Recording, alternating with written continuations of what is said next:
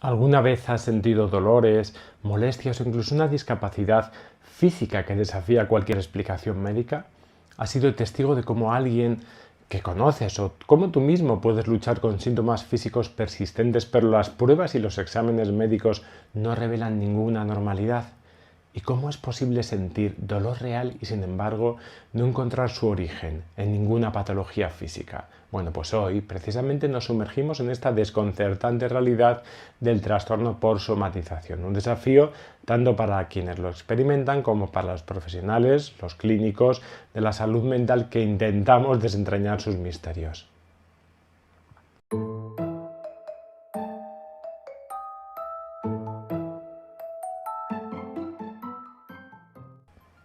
Bueno, pues bienvenidos.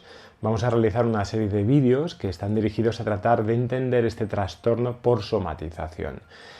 Y en realidad tenemos que entender que es un trastorno concomitante, es un trastorno que acompaña a muchos trastornos de ansiedad que van como primos hermanos, como gemelos, muchas veces, dado que las personas con ansiedad tienen una relación también particular con su cuerpo.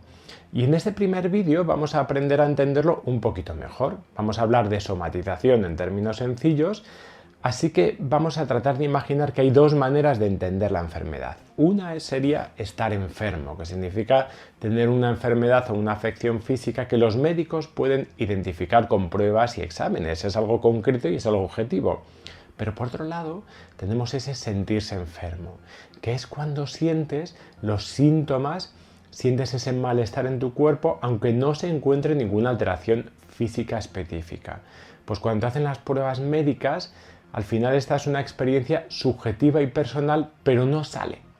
El trastorno de somatización se presenta cuando existe precisamente un desacuerdo entre ese estar enfermo y ese sentirse enfermo. En otras palabras, las personas con este trastorno sienten malestar o dolor, pero las pruebas médicas no revelan ninguna enfermedad física que pueda explicar estos síntomas. Esta discrepancia entre lo que el paciente siente y lo que los médicos pueden encontrar puede complicar la atención médica y hacer que las personas con trastornos de somatización se sientan incomprendidas o desestimadas. Por cierto, hay que tener mucho cuidado antes de descartar las causas físicas. Por ejemplo, hablemos de un caso muy interesante de la década de los 80, donde un médico australiano llamado Barry Marshall y su colega Robin Warren teorizaron que una bacteria llamada Helicobacter pylori era la causa principal de las úlceras de estómago, desafiando esa creencia de que eran causadas por el estrés o por la comida picante. ¿Cómo probaron su teoría? Bueno, pues Marshall, atención, se bebió un caldo de cultivo de la bacteria y desarrolló una gastritis aguda. Después de esto, su teoría fue aceptada y en 2005 ganaron el Premio Nobel de Medicina. Este caso resalta el peligro de asociar automáticamente el estrés con enfermedades o con trastornos, ya que pueden generar más incertidumbre en los pacientes y a veces llevar a la idea equivocada de que han provocado su propia enfermedad. La somatización podría entenderse mejor si imaginamos a nuestro cuerpo como un coche deportivo con numerosos sensores y alertas. Si un indicador se enciende, pero el mecánico insiste en que no hay nada malo con el coche, ¿qué haces? Bueno, pues sigues conduciendo y luego ¿qué haces? ¿Ignoras la luz o lo sigues llevando al taller si vuelve a salir? Bueno, pues así se siente alguien con un trastorno de síntomas somáticos. Aunque no haya nada físicamente malo, las sensaciones son reales y pueden causar angustia. La verdadera tarea es aprender a manejar estos síntomas y entender que son parte de una interacción compleja entre la mente y el cuerpo. A continuación te voy a dar una guía para identificarla correctamente. Aunque recuerda que esto solamente es orientativo y que siempre necesitas contactar con un experto en salud mental. En primer lugar, tenemos que entender que seguramente aparecerán síntomas físicos persistentes. Puedes experimentar síntomas como dolor, dificultad para respirar, cansancio, debilidad, que pueden ser únicos, múltiples o variables y de intensidad que puede variar de leve a grave.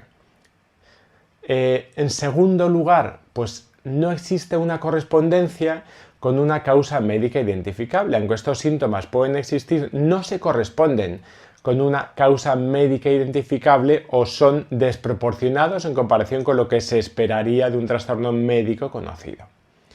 En tercer lugar, tendríamos una preocupación constante por la salud. tiendes a preocuparte constantemente por posibles enfermedades y puedes interpretar sensaciones físicas normales como signos de enfermedades físicas graves. En cuarto lugar, existiría una excesiva preocupación por los síntomas, porque podrías temer la gravedad de tus síntomas a pesar de que la falta de evidencia de una condición grave ahí pues no, aparezca, ¿no? Estos pensamientos pues, pueden generar un miedo constante al daño físico. Y en quinto lugar, habría una insatisfacción con la atención médica, porque podrías tener la sensación de que la evaluación o el tratamiento médico no han sido adecuados, lo que te puede llevar a visitar al médico constantemente, una y otra vez. Por cierto, también puede existir un temor a la actividad física, porque podrías temer que las actividades físicas podrían causar daño en tu cuerpo. Y además existe una serie de comprobaciones corporales repetitivas, es decir, hay una tendencia a examinar tu cuerpo repetidamente en busca de anomalías y además de eso puede haber una serie de reacciones o una falta de respuesta muchas veces al tratamiento médico o una sensibilidad inusual a los efectos secundarios de los medicamentos. Eso también te tendría que dar una pista. Por otro lado, también hay un impacto en la vida cotidiana, porque tu vida cotidiana puede verse afectada de manera más intensa de lo esperado para ese trastorno médico que se te ha diagnosticado. Así que recordemos que el trastorno de somatización se presenta cuando existe un desacuerdo entre ese estar enfermo y sentirse enfermo. En otras palabras, las personas con este trastorno tienden a manejar el dolor, pero las pruebas médicas no revelan ninguna enfermedad física que pueda explicar estos síntomas. Pero ¿esto es lo mismo que la hipocondría? Pues no del todo. Déjame explicarte la diferencia. La hipocondría es como si estuviésemos viendo una película de terror y estuviésemos constantemente preocupados por la posibilidad de que un monstruo pueda aparecer en cualquier momento. Cada crujido, cada sombra, cada ruido de viento en la película nos hace saltar y pensar que el monstruo está a punto de aparecer. Incluso cuando la película ha terminado, seguimos pensando en esa posibilidad y nos preocupamos por ella, a pesar de que el monstruo nunca realmente apareció. Por otro lado, la somatización sería como si estuviésemos tan inmersos en esa misma película que empezáramos a sentir físicamente los sustos y el miedo. Nuestro corazón late más rápido, nuestra piel se pone de gallina, quizás incluso sintamos un nudo en el estómago o un dolor de cabeza. No estamos preocupados por la posibilidad de que aparezca un monstruo, sino que estamos experimentando físicamente el miedo y la ansiedad que la película está diseñada para provocar. Vamos a enumerar las diferencias principales para tratar de entender que de alguna manera, al ser diferentes, tienen que manejarse de manera diferente. En primer lugar, la primera diferencia sería la naturaleza de la preocupación. En el trastorno por somatización, está enfocado en los síntomas físicos específicos como el dolor o el cansancio, pero no necesariamente vinculados a una enfermedad en particular. Mientras que en la hipocondría, la preocupación está centrada en la creencia de tener una enfermedad grave, interpretando esas sensaciones corporales normales o esos síntomas menores como pruebas de esa enfermedad. En segundo lugar, la respuesta a las garantías médicas. En el trastorno por somatización, a pesar de las garantías médicas, persiste la preocupación por los síntomas. Se considera que la atención médica no ha sido suficiente. Y en la hipocondría, a pesar de las evaluaciones médicas y las garantías de que no hay una enfermedad grave, persiste la preocupación y el miedo precisamente a esa enfermedad. En tercer lugar, estaría la reacción a los síntomas. Mientras que en el trastorno por somatización los individuos suelen tener una reacción excesiva a los síntomas físicos, a pesar de que hay una falta de una causa médica identificable, los síntomas son a menudo desproporcionados en comparación con cualquier diagnóstico médico existente. En la hipocondría a menudo existe un temor desproporcionado a la enfermedad grave basado en la interpretación de esos síntomas o menores sensaciones normales del cuerpo, ¿no?, que pueden aparecer. En cuarto lugar estaría el impacto en la vida diaria, mientras que en el trastorno por somatización los síntomas físicos y la preocupación por ellos pueden interferir con la vida cotidiana y causar una angustia significativa. En la hipocondría es el futuro, es la preocupación constante por tener una enfermedad grave y la necesidad de buscar garantías médicas las que pueden estar afectando la vida cotidiana. En Otro punto sería la relación con la actividad física. En el trastorno por somatización puede haber miedo a que las actividades físicas empeoren los síntomas o causen daño al cuerpo. En la hipocondría puede existir un comportamiento por evitación, por temor a que ciertas actividades o lugares desencadenen los síntomas de esa enfermedad temida. Entonces, en resumen, la hipocondría es la preocupación constante por la posibilidad de tener una enfermedad, mientras que la somatización es la experiencia física de los problemas psicológicos o emocionales. Antes los expertos pensaban que el malestar físico provenía principalmente de tu mente, o sea, las preocupaciones y las emociones podían provocar respuestas físicas en tu cuerpo. Sin embargo, las ideas más recientes sugieren que esto es un proceso de dos vías, tanto la información sensorial que tu cuerpo envía a tu cerebro como las expectativas o las predicciones de tu cerebro juegan un papel en cómo percibes ese malestar físico.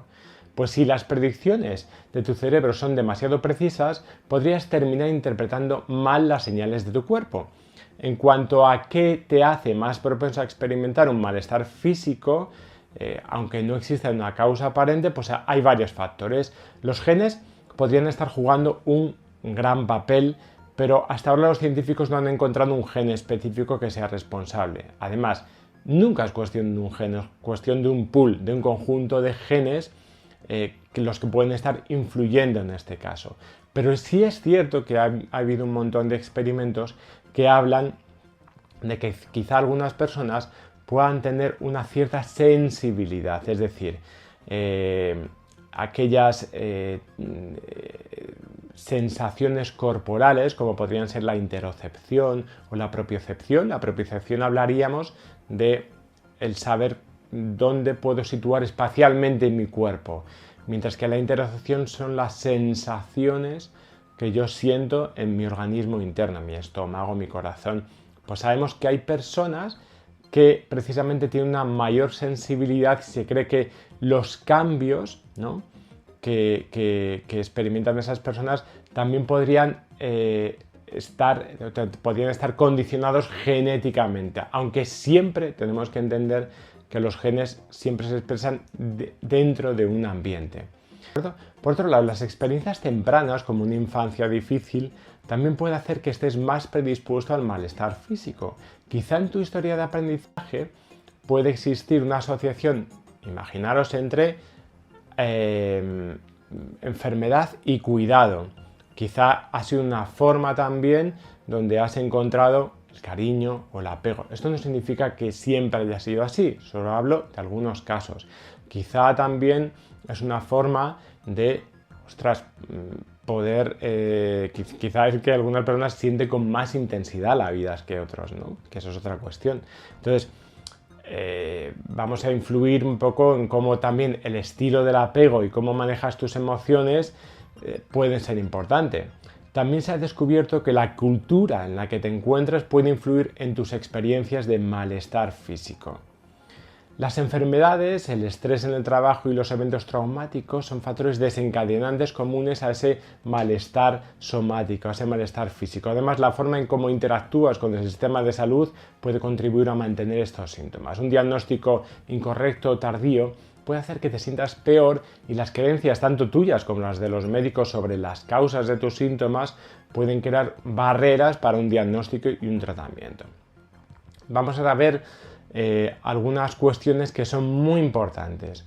Lo primero es que tenemos que aprender a validar una validación de las experiencias de somatización. Los trastornos de somatización, y esto es muy importante, no son ficticios, ni son invenciones de la mente. De acuerdo a la Asociación Americana de Psicología, lo que estás experimentando es una reacción real y válida a ciertas situaciones de estrés o de ansiedad que pueden manifestarse físicamente. Este proceso se llama somatización y puede incluir síntomas como tensión muscular, dolores de cabeza, tics obsesivos, ciertos dolores. En segundo lugar, va a ser importante siempre prestar atención a cómo controlar la activación emocional. Y puedes tomar realmente medidas proactivas para precisamente manejar tu activación emocional. Según una investigación publicada en el Journal of Psychosomatic Research, técnicas de relajación como el mindfulness y ejercicios de respiración pueden ser efectivos en la en la reducción de la activación emocional y por ende en el manejo de los síntomas de somatización. En tercer lugar, hay que tener en cuenta la importancia del impacto de los trastornos de somatización. En el Journal of Clinical Psychology señala que los trastornos de somatización, precisamente, pueden afectar a todos los aspectos de la vida de una persona, desde sus relaciones interpersonales hasta su capacidad, en este caso, para funcionar de manera eficaz en su vida diaria. Es importante recordar que aunque el dolor puede ser una parte de tu realidad, también existen otras realidades fuera de la experiencia dolorosa que merecen ser exploradas. Y esto es importante porque la persona con este trastorno suele poner en el centro de su vida el dolor. Y suele no solamente sentirlo, sino escucharlo mucho. Así que es importante tratar de abrirnos también a otras experiencias más allá del dolor, porque si no se convierte en una relación cíclica. Por otro lado, tendría que haber un cambio de perspectiva en el manejo de los síntomas. En lugar de tratar de erradicar los síntomas, podemos buscar cuidar de nosotros mismos. Esto significa entender los síntomas como información sobre nuestras emociones y cómo éstas nos afectan físicamente.